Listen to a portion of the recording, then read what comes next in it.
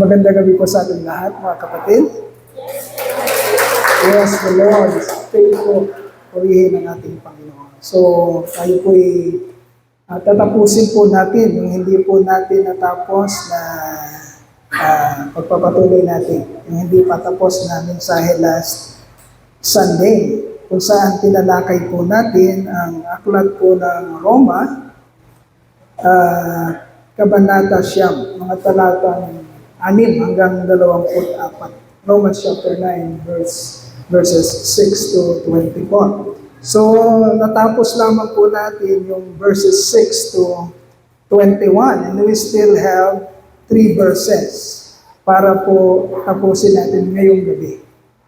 So, nandun pa rin tayo sa ating pong tema, More Than Conquerors in Christ.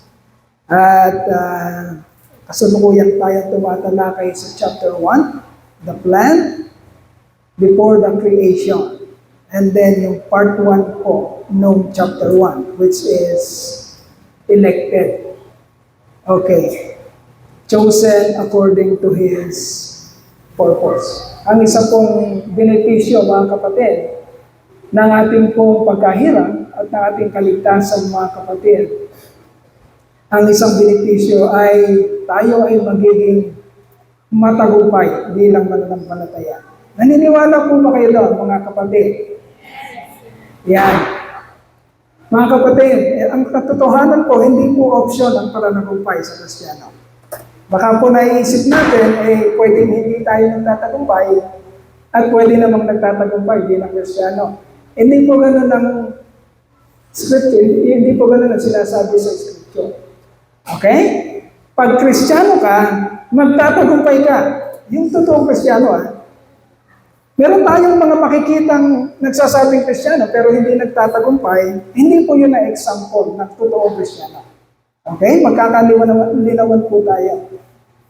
Ang totoong Kristiyano, totoong hinirang ng Diyos, totoong niligtas, walang pong option.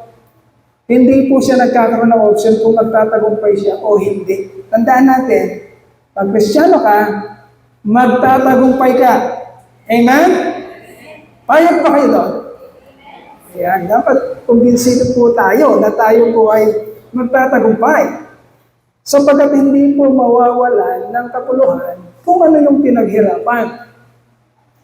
Yung mga investment ng Panginoon, yung kanyang pinuhunan, hindi po babalik sa kanya yun ng hindi tumutubo. Napakahusay na investor ng ating Panginoon. In-invest niya ang lahat, inubos niya ang lahat sa kanyang sarili, namatay siya para sa atin. Hindi po babalik ang buhay ng Panginoon sa langit na hindi niya dadalhin kung ano yung kanyang pinagtagumpayan. Okay?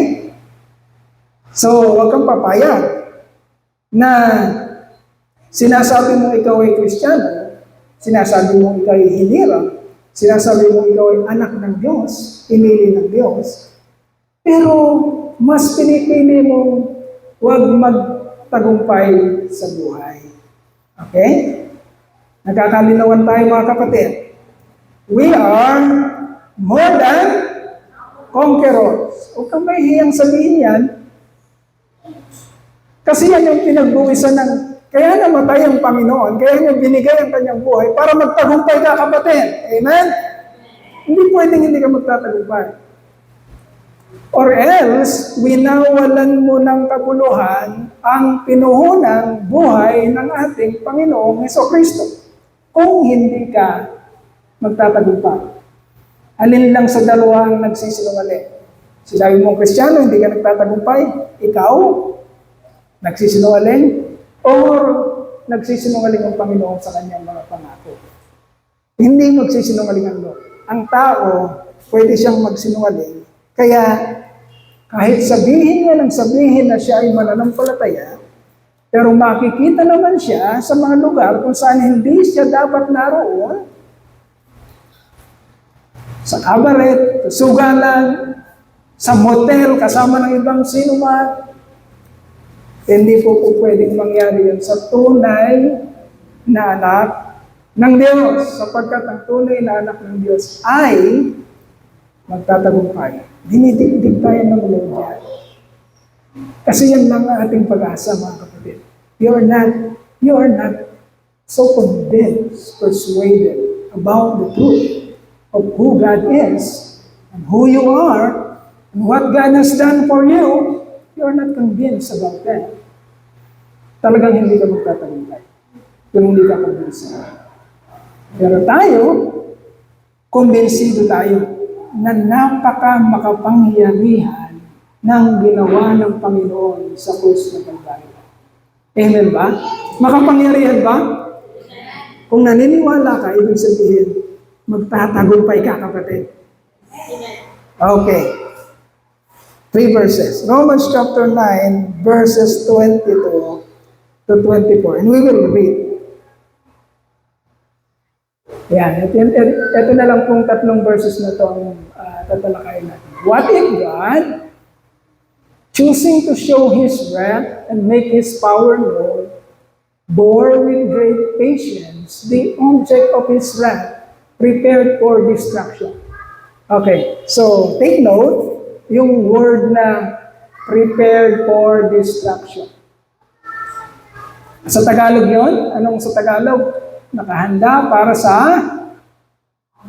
kapahamakan. Prepared for destruction. Yun ang sinasabi sa verse 22. Take note also, yung starting words ng statement na ito, ang starting words ng statement na ito is, what if? Okay? Ano yung what if sa Tagalog, mga kapatid? Paano ko?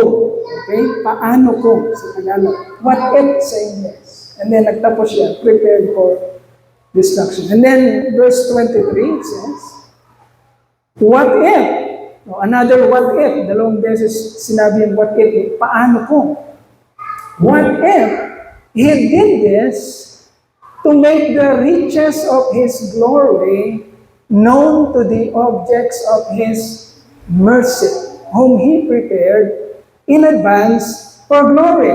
Take note, again, nagsimula siya sa what if, nagtatapos siya sa prepared in advance for glory.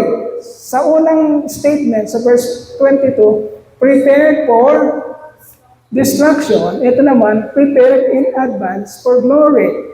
Okay, may napansin kayo dun sa dalawa na yan? Prepared for destruction. Ito naman, prepared in advance for glory. Anong pagkakaiba niya? Dito sa positive note, meron siyang in advance. Doon sa negative, sa verse 22, wala siyang nakasabing in advance. Ang nakalagay lang is prepared for destruction. Okay? Pag nagbabasa tayo ng Biblia, mga kapatid, importanteng minimeditate mo anong ibig sabihin ng binabasa mo. Hindi yung may narinig kang gano'n, may narinig kang ganyan, pinaniwalaan mo na kagad, hindi mo hiningi ang wisdom sa Lord kung ano talagang ibig sabihin. Maaari tayong maligaw. And then, verse 23 says, 24. Okay, prepared in advance for glory, even us, whom He also called, not only from the Jews, but also from the Gentiles. Okay, so we are claiming, mga kapatid, pakinggan natin mabuti. We are claiming, mga kapatid, kasi dalawang grupong pinag-uusapan dito. Prepared for destruction, nakahanda para sa kapahamakan, at yung isang grupo, nakahanda in advance para sa kaluwalhatian. So, dalawang grupong pinag-uusapan dito, mga kapatid.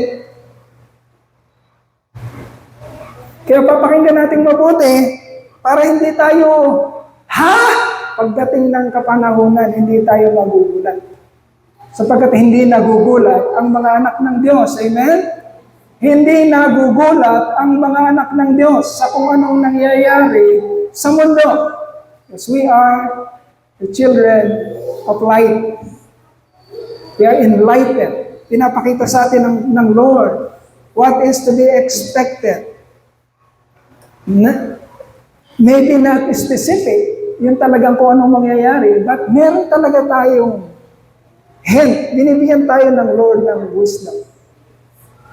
Ano yung mangyayari? Maybe not exactly, pero meron tayo talagang inaabangan na sinasabi ang ating Panginoon. So, dalawang grupo. Sabi dito sa group na to, prepared for destruction. Sino daw ito? Itong mga prepared for destruction, mga kapatid. Object of God's wrath. Object of God's wrath. Ito yung mga taong ano yung wrath sa Tagalog Bible? Poot. Mga taong kinakapuutan ng Diyos. Saan sila papunta? They are prepared for destruction. Huwag nating babasta-bastahin nyo, mga kapatid. Kailangang maliwanag sa atin yun, na hindi tayo kasama doon. Sapagkat wala nang saulian to, wala na. Binigyan ka ng isang chance, kailangan mong pag-inaman yung isang chance. Ngayon, wala nang balikan to. Si Pastor Don, 50 ngayon, hindi na ako babalik sa 40. Okay? Hindi na. Papunta na ako sa 60. At kung nulubi ng Panginoon, papunta na sa 70. Hindi na ako babalik sa 40. Binigyan na ako ng chance ng Lord na bumuhay sa 30, 40. Ngayon, 50 na ako. Sayang na yung mga hindi ko na gusto kong maipakita sa Panginoon na hindi ko nagawa nung 30 at 40 years old ako. Wala nang balikan to, mga kapatid. Kaya kinukulit tayo ng Panginoon. Kailangan nating pakinggang mabuti para maunawaan natin.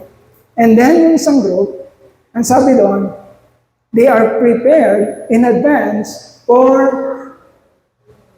glory sa kaluwalhatian. Sino yung mga tao na to? Object of God's mercy. Object of God's wrath. Object of God's mercy. Ito yung mga kinaawaan ng Diyos. Okay? So, pero nagsimula ang mga statement na to sa what if. Paano kung? Ay, akala ko ba, Pastor, lagi tayong diretsa. Lagi ang truth pag binasa natin, laging 100% na hindi na tawag dito, sigurado. Bakit nagkakaroon ng what if? Okay? Minsan mababasa mo si Apostol Pablo, mga kapatid. Sasabihin niya, ito ang tinanggap ko sa Panginoon. Ito ay sarili ko. Ngayon nababasa ko.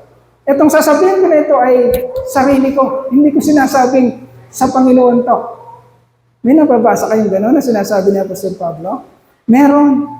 Pag nagpapaliwanag siya. Okay? At itong what if, mga kapatid, hindi niya ito dinugtungan ng, ito ay sa akin lang. Wala siyang dinugtong na gano'n. Sinabi niya na what if, pero it seems that he was, pakinggan natin mabuti so sure about that. So sure. So, saan siya nang gagalingan si Apostol Pablo? So, these verses were Paul's presupposed thought based on his in-depth knowledge. Malalim na kaalaman kung paano niya nakikilala ang Diyos, kung anong kanyang mga karanasan. In-depth knowledge of the Scripture and his rich experiences of who God is and how God works according to His plans and purposes na naisulat sa Scripture. Nasa ulado ni Apostol Pablo. Okay. Alalahanin natin, sino si Apostol Pablo? Pariseo siya. Aral siya. Merong 12 disipulo ang Panginoon eh. Pero ang kategorya nila, fisherman, tax collector, silot, alam niyo silot, rebelde. Yan ang kategorya ng 12. hindi naman actually included si Apostol Pablo sa unang 12. Okay? Ngayon nung nawala si Judas Iscariot, yung kanilang treasurer, nung nawala siya, dagli-dagling nagpalit ang mga apostol ng pangpuno doon sa 12. Okay, mababasa niyo yan sa Acts. But the plan of God really is si Apostol Pablo ang ipapampuno. He is the disciple of the Gentile people or Gentile world. Okay? So, si Apostol Pablo, kung mapapansin nyo, although may 12 namang disipulo ang Panginoon, pero ang nagpaliwanag ng pananampalataya, yung mainam na pagpapaliwanag ng pananampalataya, ay hindi masyado sa 12 apostol. Ang nagpaliwanag ng karamihan dito, ito yung tinatawag natin sa Bible, the epistles, o ang mga sulat ni Apostol Pablo. Okay? Romans, Corinthians, Ephesians, Philippians, Galatians, Thessalonians, lahat ng yan. Okay? Sulat lahat yun ni Apostol Pablo, mga kapatid. Okay, meron siyang malalim na pagkaunawa about the Old Testament, being a Pharisee. Meron siyang malalim na pangunawa at nakatagpo niya ang Panginoon sa Road of Damascus. Meron siyang presensya ng banal na Espiritu. Lahat ng yun, mga kapatid, ay nagbibigay sa kanya ng kumpiyansa na ang wisdom na meron siya ay galing talaga sa Panginoon. Okay? So, these verses na binasa natin, although it begins with what if, and another what if, paano kung, ito ay bunga ng malalim na pagkaunawa ni Apostol Pablo ng Scripture. At malawak at napakayaman na experiences niya mula sa Panginoon, mula sa Diyos. Okay. So, meron kasi magsasabi na, hindi naman yan 100% true kasi nagsisimula yan sa if. Conditional, parang what if, paano kung. Hindi masyadong 100% sure yan. So, meron magsasabing gano'n. Pero mga kapatid, sino ang mas nakakaunawa sa Diyos? Ako ba? Tayo ba? O si Apostol Pablo? Sa tingin niyo? Sa tingin niyo? Ayan.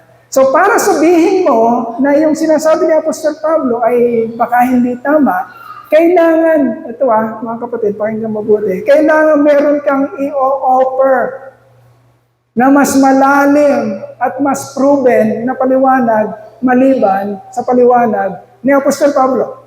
Nagkakaintindihan? Huwag tayong magyayabang-yabangan na parang mas may naintindihan tayo kaysa kay Apostol Pablo. Okay? Kaya tinatanggap natin ang buo kung ano yung sinabi ni Apostol Pablo. So previously, mga kapatid, nasagot natin yung mga katanungan na why would you become more than conquerors in this life? Paano ka magiging higit pa sa mananagumpay, higit pa sa mananakot dito sa buhay na ito? Pakinggan natin mabuti, mga kapatid. Kasi ang tinuturo dito parang merong isang barilis ng ginto doon. Parang ganun yun Parang ganun yan, mga kapatid.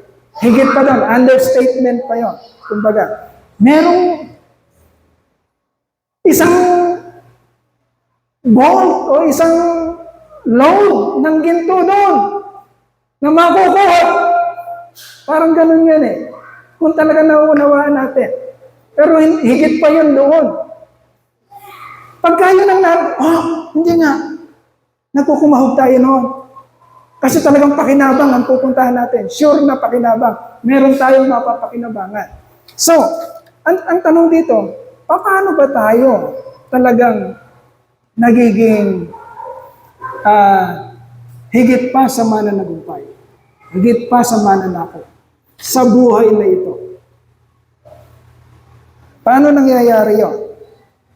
Sa ating pag-aaral, sa ating part 1 ng plano ng Diyos, nangyayari yon kasi kapatid, hinirang ka, unang-una. Hinirang ka ng Diyos para maging matagumpay.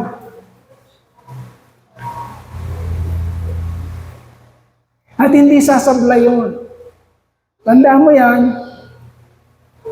Kailangan mo maintindihan yung para pag humaharap ka sa pagsubok at humaharap ka sa tukso, eto na si tukso, dumarating si tukso sa'yo, kailangan nasa isip mo maliwanag sa'yo, I am more than conquerors. Eto na si tukso. Hindi kayong susunggaban ko ba ito? O aatras ako dito? Aalis ba ako dito? O susunggaban ko si tukso? Pakinggan niyo mabuti mga kapatid. Pag hindi niyo naiintindihan, madali lang tayong masway. Napakadali lang tayong masway. Kasi hindi natin naiintindihan na tayo ay more than conquerors. At hindi sasabla yun. Kaya sinasabi natin kanina, hindi yun option sa mga hinirang. Hindi yun pagpipilian. Hindi tayo namimili na magtatagumpay ba ako o hindi. Hindi ganoon. Ang elected ng Lord, magtatagumpay. Yun ang truth. Hindi ka namimili kung magtatagumpay ka o hindi. Magtatagumpay ka talaga kung ikaw ay hinirang ng Diyos.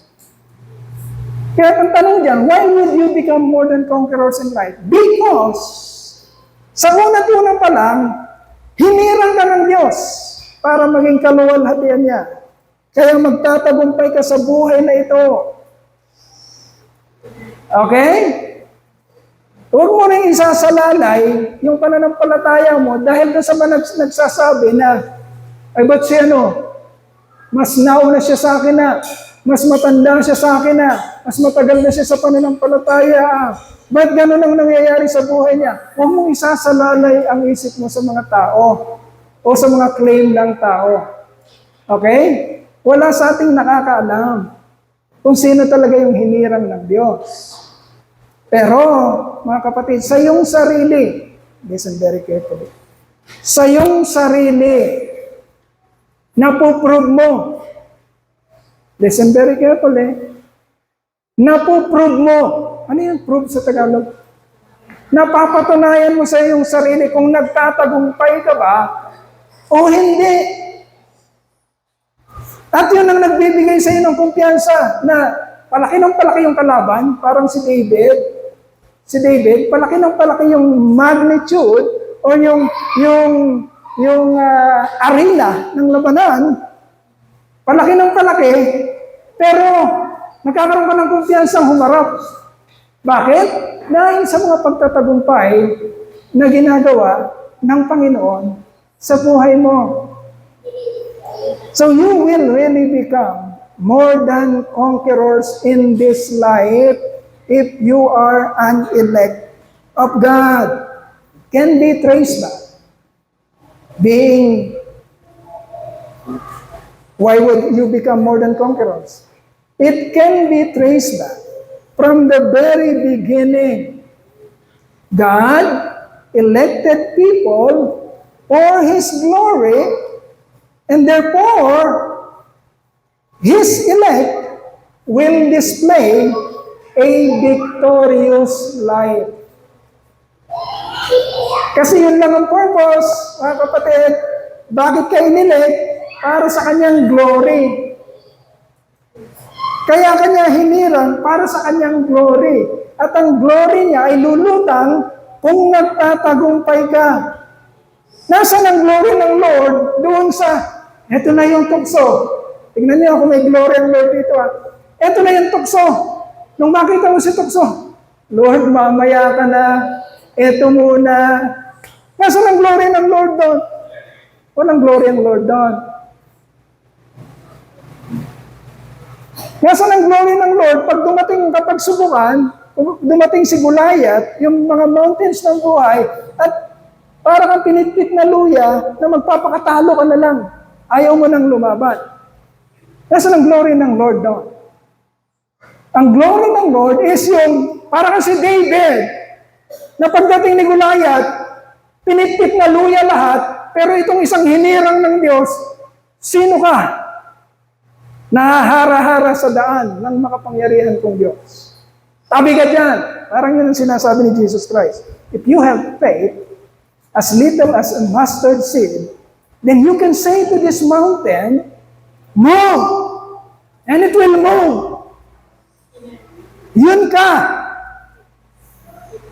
Dahil hinirang ka ng Diyos para maging ganon, para sa Kanyang kapurihan.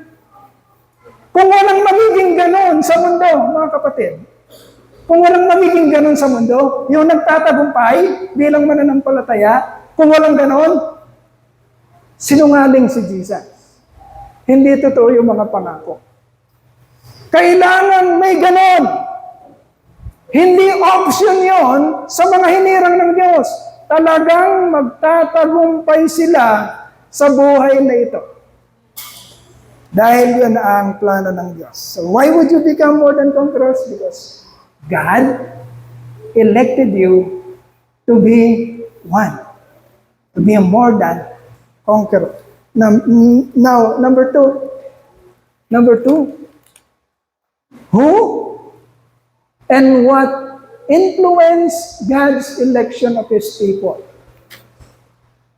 Anong nag-impluwensya sa Kanya? Sino nag-impluwensya sa Kanya? Anong napag-aralan natin, mga kapatid? So God's election of His people is His own sovereign decision. Okay? Walang nag-impluwensya sa Kanya. It is all by His favor, by His grace. I will have mercy on whom I have mercy. I will show compassion on whom I will show compassion. Kakawaan ko ang gusto kong kawaan. Papaboran ko ang gusto kong paboran. It is His sovereign decision. Okay? Bakit naman? Bakit naman sovereign decision? Bakit awa lang ang pinakadahilan kaya siya naghirang, mga kapatid? Bakit? Ang sabi niya sa verse 11, pinag-aralan natin last Sunday. In order that God's purpose in election might stand, not by works, but by His mercy. Ano ibig sabihin nun? In order that His or God's purpose in election might stand. Bakit ganon? Purpose in election might stand. Kasi ang plano, mga kapatid, it must be by grace, or it must be by the grace of God, and not by the works of men. Bakit? Because the ultimate purpose is for His glory. Kapag grace kasi ang naging dahilan, o pabor na nagaling sa Kanya, sole decision, sovereign decision, siya lang ang may desisyon, dahil sa Kanyang awa, pag yun ang dahilan, kaya kahinirang, ang dulo nun, mga kapatid, thanksgiving and glory to God. Sana intindihin natin mga kapatid. Yan ang dulo nun. Magpapasalamat ka kasi wala kang kakayanang maligtas, pero naligtas ka. So ang magiging resulta mo is, Lord, thank you. Yun ang dulo mo. You will give back the glory to God. Because your salvation is by grace. So that the purpose of election might stand. Kapag kasi by works, mga kapatid, kapag pinagpipilitan natin by works, parang taas ng pride natin. Parang pagharap natin sa Lord, oh Lord, mukha kilikili natin, oh Lord, alam mo na yung ginawa ko, nagpagaling ako ng mga may sakit. Dami ko kayong nasama sa church. Dami ko kayong winitnessan, Lord. Dami kaya nila, si ano, ako nag-witness yan eh. Nagpalayas ako ng demonyo, Lord, Pag ganun ang dahilan mo sa salvation at hindi sa pabor ng Diyos, kaninong glory ang nasa dulo? Sa'yo, gusto mo ng glory. Hindi mangyayari, mga kapatid. So who and what influenced God's election of His people, His elected? God's election of His people is His own sovereign decision. So that His purpose in election might stand, not by works, but by God's grace, God's mercy. It is not based on anything. Kailangan ito sa ulado mo, kapatid. Kailangan ito talagang nag-aano sa isip mo. Nagre-ring siya. Kasi ito yung mga magbibigay sa iyo ng katagumpayan sa buhay. Kaligayahan. Kumpiyansa. Pag malalim ka sa pagkaunawa, patungkol sa grasya ng Diyos sa buhay mo. Ito rin ang yung susi para mabuksan mo yung mga sinasabi ng Lord na I have come that you might have life. Dumating ako para bigyan kita ng isang buhay na ganap at kasiyasiya. Yun ang susi na, mga kapatid. Yung enlightenment about the gospel, the grace of God, the goodness of God in your salvation. It is not based on anything, on anyone else, but on His sole decision. His purpose in election, by grace. Not based on human bloodline, as we have discussed last Sunday. Not based on lineage. Not based on human choice. Not based on human decision. Not based on human efforts, human works. God freely chose and elected to favor and save whomever He will to save by His own sovereign decision. Okay, and then number 3. What is the Scripture's answer to doubtful questions about God's will in election? Ano yung sagot daw ng Scripture? Sa mga nagdududa, sa kung paano nagpaplano ang Lord at paano niya sinasakatuparan ang kanyang plano at ang kanyang layunin. May mga taong ganun mga kapatid. Bakit sila nagkakaganon? Ayaw nilang saliksikin.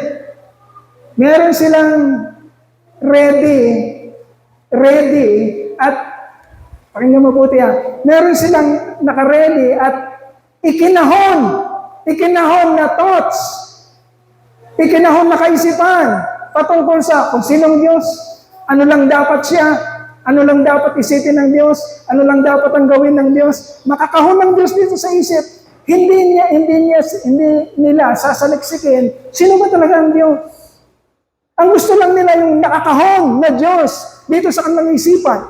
Ngayon, pag hindi nag-a-agree yung binabasa nila sa ikinahon nilang Diyos sa kanilang isipan, magiging duda sila sa katotohanan na mababasa nila sa mga salita ng Diyos. Okay? Hindi sila papayag sa kung ano man yung nababasa nila. Ilalagay nila at ikakahon nila ng ikakahon kung sino ang Diyos, kung paano nila iniisip dapat ang Diyos. Okay? So ano ang sagot ng salita ng Diyos sa mga nagdududa? Sa mga nangungwestiyon sa napakainam na plano ng Diyos? Listen very carefully. Lalo na young people. Listen very carefully. May mga tanong kasi na pinakita ang Romans chapter 9. Is God unjust? Hindi ba makatarungan ng Diyos sa Tagalog? Why does God still blame us? Bakit pa sisisihin tayo ng Diyos? Siya naman palang may ano ng lahat. May control ng lahat. Ba't niya sisisihin pa tayo? May mga taong ganyan. And then, who can resist His will? Sinong makakapalag kapag dinesisyonan na ng Diyos? Parang nag-i-incite ito, naglalagay ito sa isipan ng mga nagdududa sa Diyos na talagang huwag ka maniwala sa plano ng Diyos. Layan. Hindi yan maganda. Mas maganda yung mga naiisip natin. Hindi na alam yung naiisip nila, Bunga yon ng sinful nature. At yung sinful nature, kanino nanggaling? Kay Satan. Okay? Yung mga katwiran ng isip, hindi talaga sa Diyos galing. Ito'y galing sa unang nagduda sa Diyos. Sino siya? Si Satan. Pinasa niya yung kanyang pagdududa sa mga taong makakasama niyang mapahamak. Okay? So, anong sagot ng scripture patungkol doon? Mga kapatid, letter A. Meron ba dyan? Yan. Sabi ng Lord, I will have mercy on whom I have mercy. And I will have compassion on whom I have compassion. Period. Okay? Yun ang sinabi ng boss. Alam niyo mga kapatid, kami, sino nakakatrabaho dito sa kumpanya? Ay si Chef Tong nakakatrabaho. May boss ka, di ba? Chef Tong, may boss ka. Nakakaangal ka ba sa boss mo? Pag sinabi ng boss mo, magluto ka ng chef. Lulutuin mo talaga, di ba? Mag-overtime ka, chef. Meron ako man. Di mo mag-overtime ka. Kung yung boss natin dito sa lupa bibigyan lang tayo ng kaprasong sahod hindi tayo makaangal Di ba? How much more? Yung mismong yung kinanta ni Sister Janet, yung mismong nag-raise sa'yo mula sa alabok, o questionin mo ba siya? Kung ano yung kanyang kalooban? Pag inutos niya, at pag sinabi niya, kakawaan ko kung sino yung gusto kong kaawaan.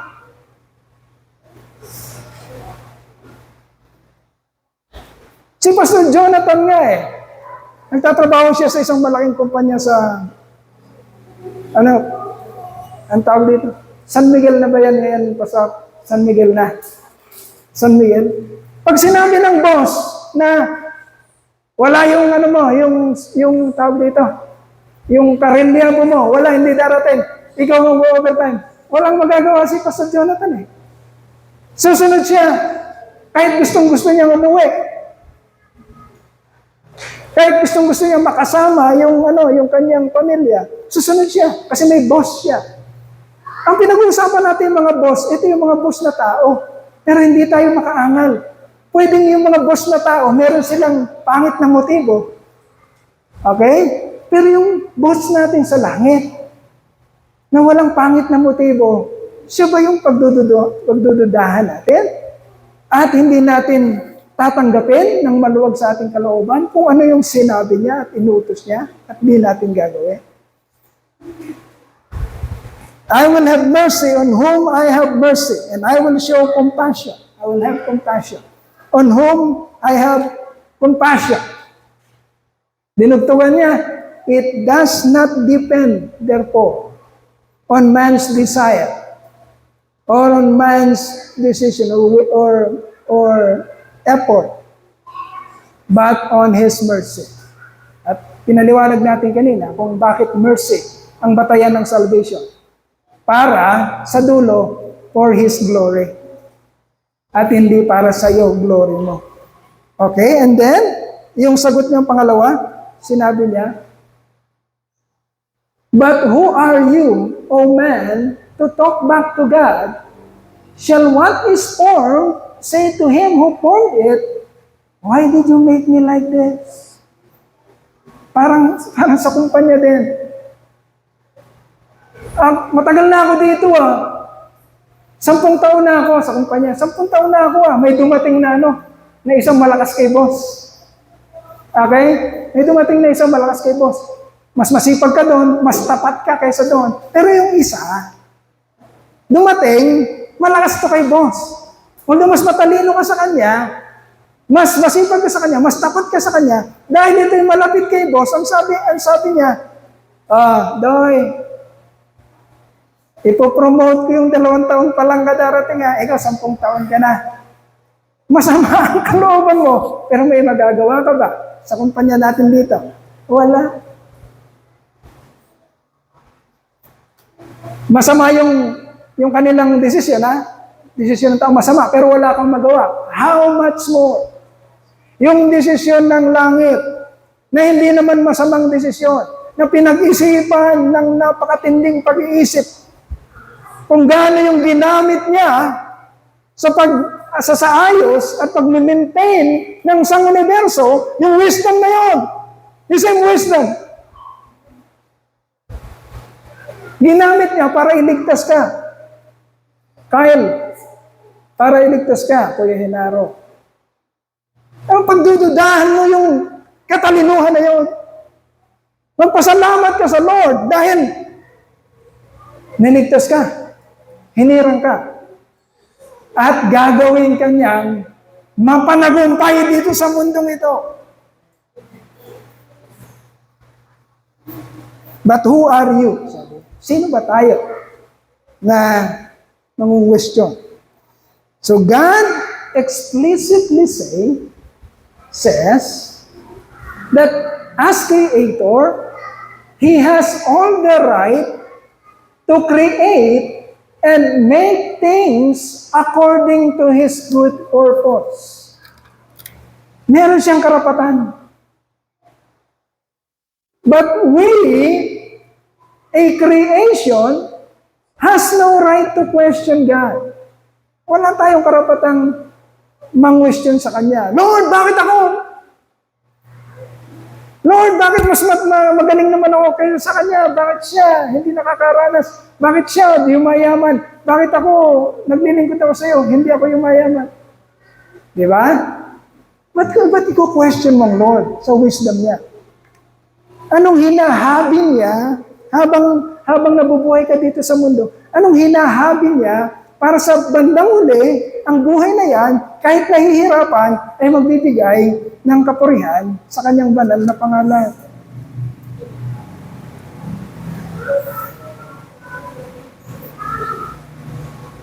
A creation has no right to question God's or the Creator's intention and purpose why He created things. Sa totoo lang, mga kapatid, ang Diyos, tawag dito, wala siyang utang sa atin na magiging dahilan para maging karapat-dapat tayo na mag-explain siya kung anong kanyang ginagawa. Okay? He doesn't ano yun? Ano yung sinasabi niya? He do not owe us any explanation.